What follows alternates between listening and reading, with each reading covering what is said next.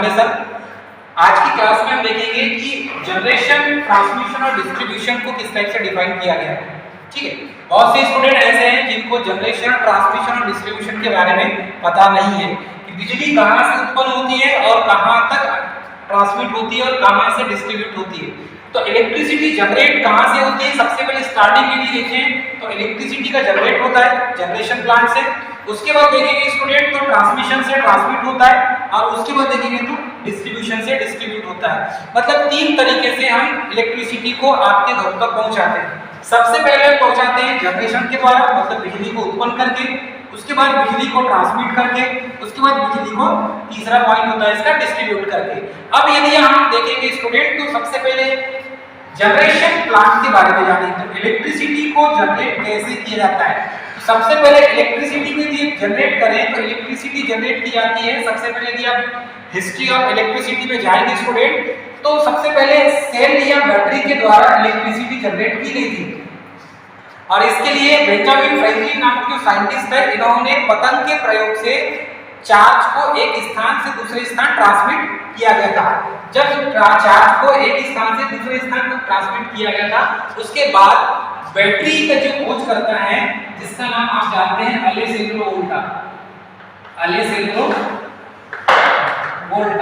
तो अलेसेंद्रो वोल्टा के द्वारा ये एक रसायन शास्त्री थे और इनके द्वारा सेल का निर्माण किया गया स्टूडेंट।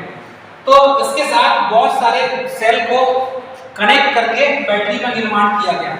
तो यहाँ से हमें डीसी प्राप्त हुआ। उसके बाद देखेंगे सेकंड, उसके बाद डायनेमो का आविष्कार किया गया और डायनेमो से भी हमने डीसी प्राप्त किया आउटपुट में। उसके बाद जैसे जैसे जनरेशन चेंज होती गई तो उसके बाद डायनेमो का बड़ा जो प्रारूप है वो है जनरेटर और जनरेटर का यूज किया गया। तो जनरेटर के द्वारा हमने मैक्सिमम 650 वोल्ट डीसी जनरेट करने की खोज कर डाली। तो जनरेटर के द्वारा हमने डीसी प्राप्त किया। अब ये जो है डीसी 650 वोल्ट से अधिक हम इसे जनरेट नहीं कर सकते।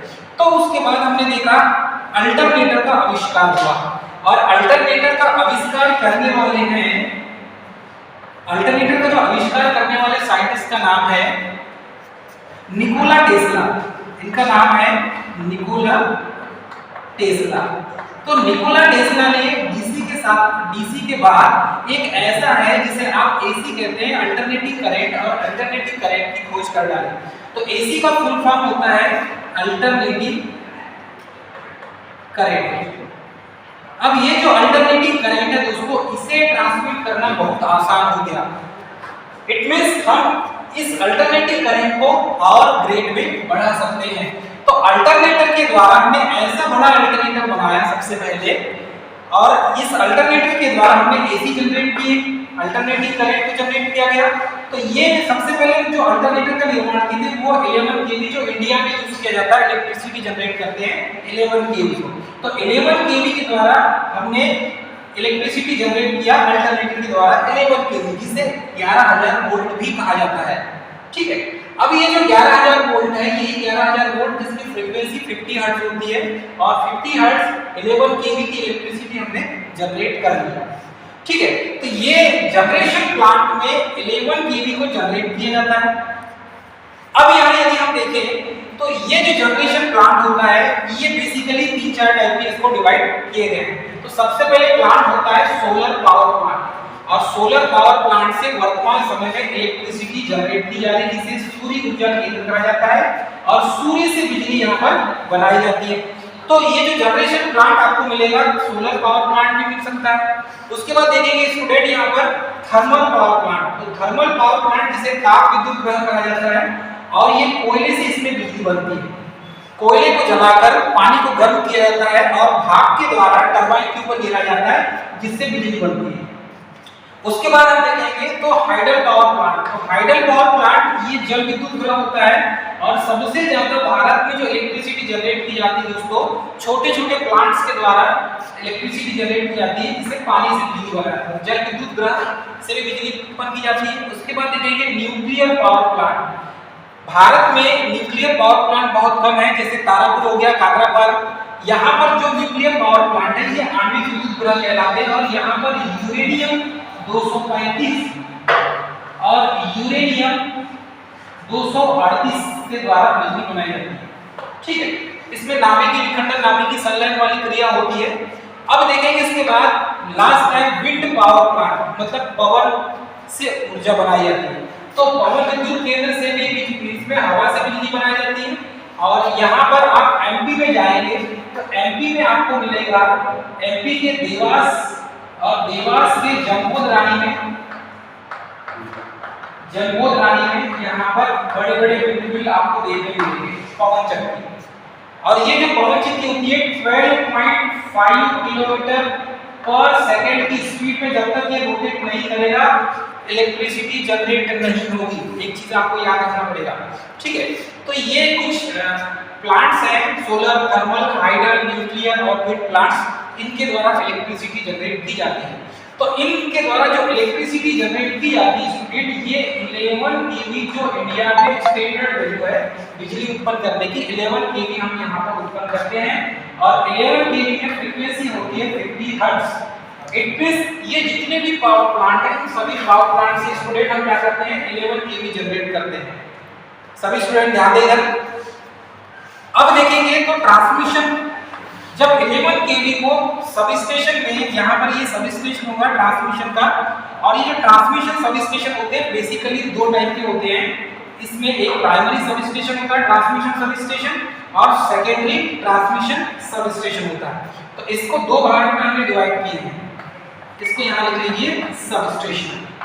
तो primary transmission sub station, secondary transmission sub station.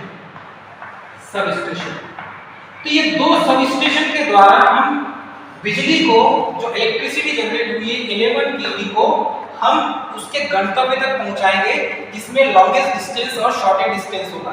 तो सबसे पहले क्या करते हैं स्टूडेंट, हमारा जो परम मित्र होता है ट्रांसफार्मर, हमारा परम मित्र कौन है ट्रांसफार्मर। और ये ट्रांसफार्मर के द्वारा ही हम एसी अल्टरनेटिंग करंट को, इसको हम स्टेप अप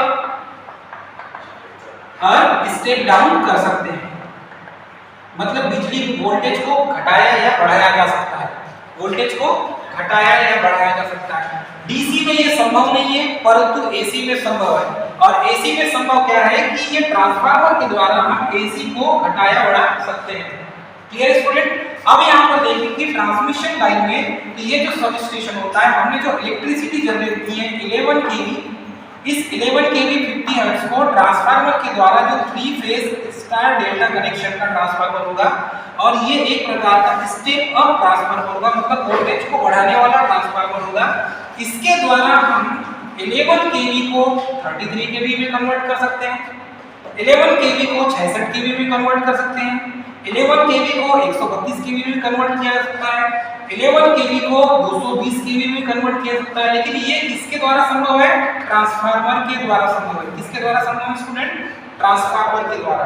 तो 11 केवी को 400 केवी में भी कन्वर्ट कर सकते हैं, और 11 केवी को मैक्सिमम जो ट्रांसमिशन वोल्टेज है 765 केवी, तो 765 केवी तक हम इलेक्ट्रिसिटी को यहाँ पर ट्रांसमिट कर सकते हैं। मतलब कि बिजली को डिस्टेंस तक, मतलब ये मानकर चलिए यदि 33 केवी है यहाँ पर, 11 केवी को हम 33 केवी में बदल रहे हैं, मतलब 11000 वोल्ट को 33000 वोल्ट में हम चेंज कर रहे हैं। तो ये संभव है सिर्फ ट्रांसफार्मर के द्वारा। और यहाँ पर जो ट्रांसफार्मर यूज करेंगे वो स्टेप अप टाइप का होगा। किस टाइप का होगा स्टूडेंट, स्टेप अप टाइप का होगा। जैसे 33 केवी के लिए यदि हम बात करें कि 11 केवी को 33 केवी में कन्वर्ट कर रहे हैं, तो इसका जो डिस्टेंस है लगभग 50 किलोमीटर के आसपास मानकर चलिए। जैसी रिक्वायरमेंट होगी उस टाइप का ट्रांसफार्मर यूज करेंगे।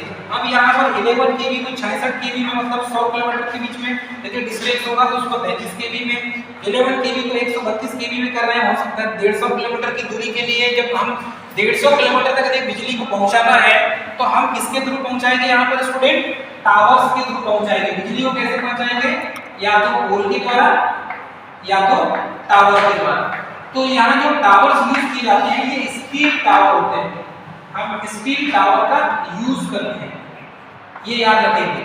और स्टील टावर के साथ साथ स्टूडेंट हम यहाँ पर रेल पोल का भी यूज करते हैं, रेल पोल, ठीक। या तो जो टावर्स यूज किए जाते हैं स्टील पोल होंगे या रेल पोल होंगे, या तो आपको आरसीसी पोल मिलेगी, सीमेंट कंक्रीट पोल, आरसीसी पोल। तो ये जो सीमेंट कंक्रीट पोल या तो रेल पोल मिलेगा या स्टील टावर मिलेंगे, इनके द्वारा इलेक्ट्रिसिटी को हम ट्रांसमिट करते हैं।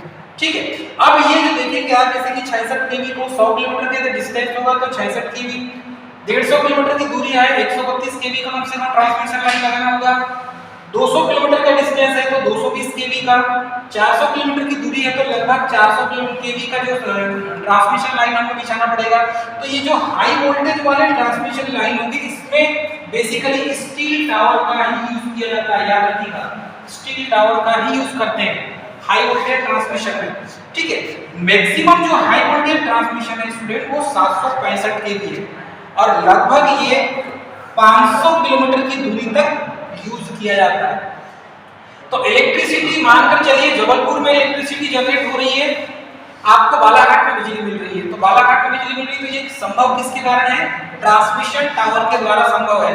और आपने देखा होगा आपके आसपास खेतों में भी ट्रांसमिशन के बड़े-बड़े टावर्स होते हैं जो भूत जैसे खड़े होते हैं, बहुत सालों से खड़े हैं।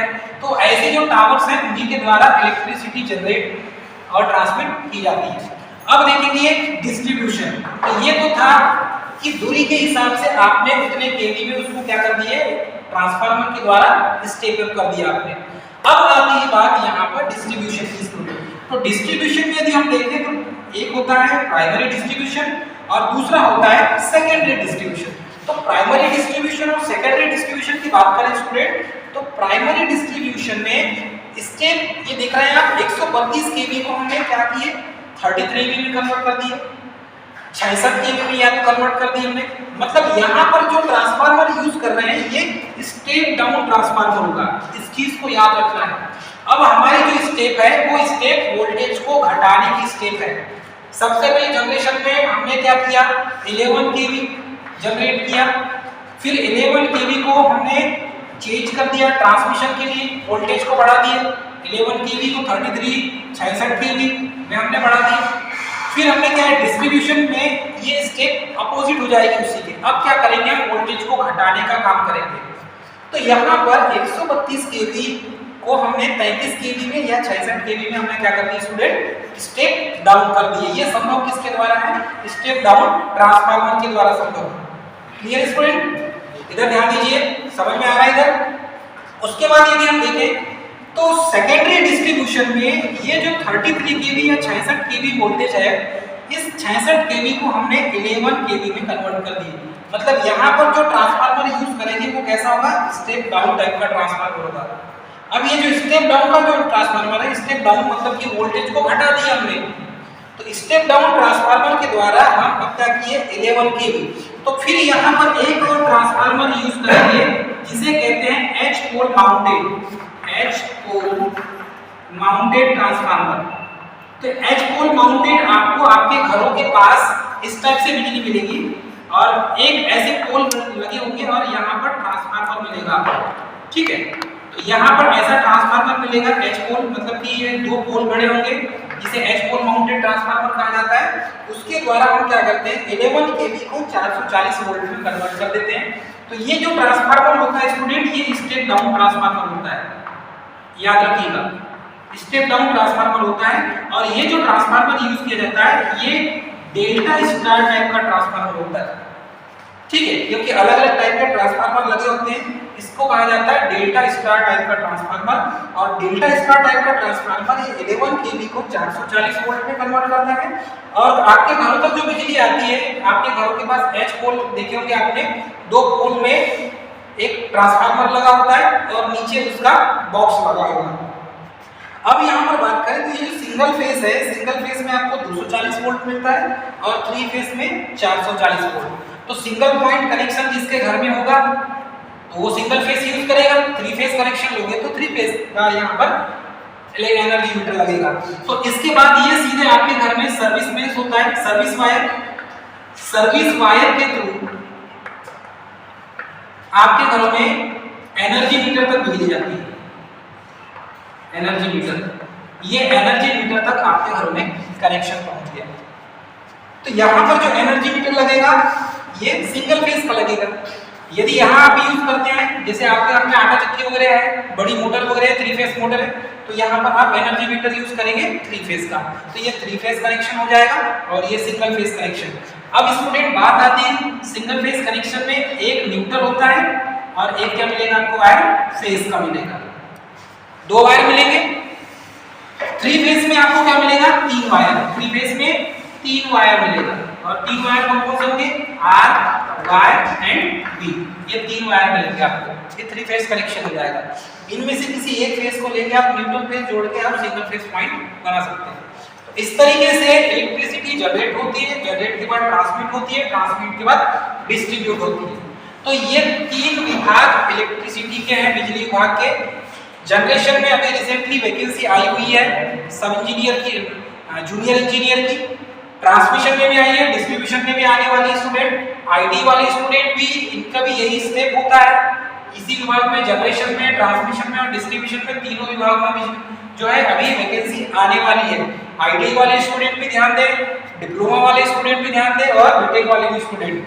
तो ये जो है सिस्टम मैंने आपको बताया, इसी सिस्टम के तहत ही इलेक्ट्रिसिटी जनरेट होती है, फिर ट्रांसमिट होती है, फिर डिस्ट्रीब्यूट होती है।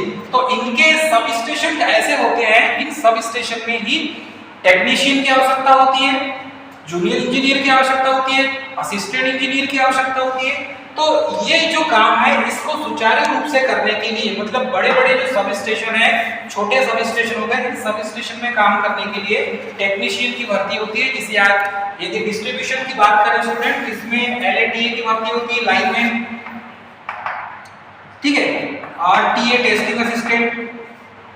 तो लाइन एलए और ये जो टीए होता है लाइन अटेंडेंट और टेस्टिंग असिस्टेंट, ये काम होता है आईटी वाले जितने भी एम्प्लॉय होते हैं ये एलए और टीए बनते हैं।